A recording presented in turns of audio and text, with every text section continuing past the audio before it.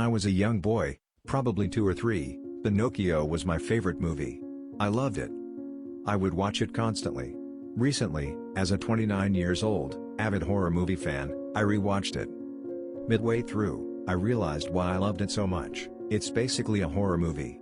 Disney usually tames their stories from the often darker original source material, to make their movies a bit more family-friendly.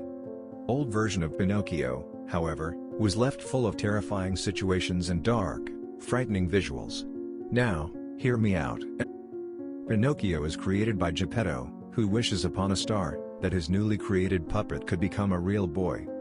While Geppetto sleeps, the Blue Fairy grants the wish, by bringing Pinocchio to life, but explains that to become a real boy, he must prove himself brave, truthful, and unselfish. She then appoints Jiminy Cricket as Pinocchio's conscience. An insect. She gave an insect the sole responsibility, of guiding a newly self-aware being through his first days of life.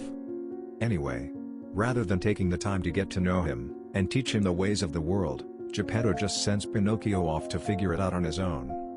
And so, Pinocchio is sent off to school, with an insect conscience as his guide. Here's where the horror really begins. Pinocchio is abducted by 2 strangers, Honest John the Fox and his companion, Gideon the Cat. They trick Pinocchio into ditching school, and sell him to a giant, abusive, crazy, Italian puppet master called Stromboli. After a killer first performance for Stromboli, Jiminy figures Pinocchio doesn't need him, and just leaves him in the night with the crazy slave master. Pinocchio is locked in a tiny bird cage, trapped in a life of servitude where he must perform lest he be chopped into firewood. We aren't even halfway through the movie, and we already have child abduction, human trafficking, and a serious threat of dismemberment. Jiminy comes back, but can't do anything, so the Blue Fairy bails them out, helping Pinocchio to escape. Pinocchio lies to the Blue Fairy against Jiminy's advice, and then the two set off only to fall back into the clutches of Pinocchio's original abductors, Honest John and Gideon. Once again, Jiminy can't do a damn thing to help. This time, Pinocchio is headed to Pleasure Island, a land of sin and debauchery. Jiminy, being a useless insect, has no effect as a conscience as Pinocchio gets drunk, smokes cigars, gambles, and breaks stuff along with all the other wild kids, just running around causing havoc.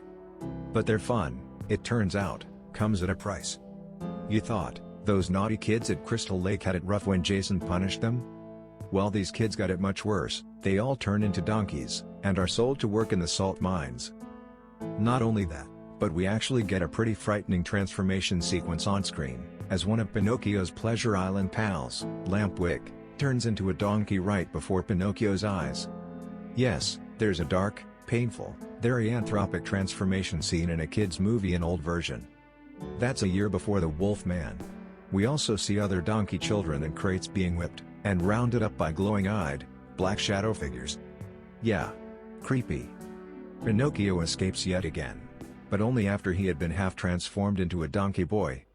He finally returns home, only to find that his father had been swallowed alive by a terrifying giant whale named Monstro. How is this not a horror movie? Pinocchio and Jiminy set out to rescue Geppetto. They deliberately get swallowed by Monstro, and escape by setting a fire inside the whale's belly, causing him to sneeze them all out. This leads to our final chase scene. A hungry and pissed-off whale chases after our heroes and nearly slams them all into the jagged rocks that litter the shoreline.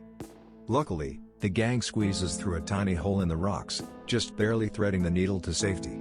Except Pinocchio. Pinocchio is dead. Yes, straight up dead, face down in a shallow pool of seawater on the beach. The main character died. Dead as a doornail. Everyone is devastated. They take his lifeless body back to the shop and mourn him. Finally, the Blue Fairy shows up, probably feeling guilty for appointing an insect as Pinocchio's conscience and guide, and not only brings him back to life, but turns Pinocchio into a real boy. In the end, we do get a happy ending, but all that stuff in the middle. First is slavery, child abduction and human trafficking. Second are a concept reminiscent of Saw or Seven, where one pays for sins with physical pain and suffering. Third are a painful transformation sequence, followed by a partial transformation sequence. Last but not least is a super intense final chase scene, where the main character dies. That's a horror movie if I've ever seen one. Thank you for watching. Click subscribe button below.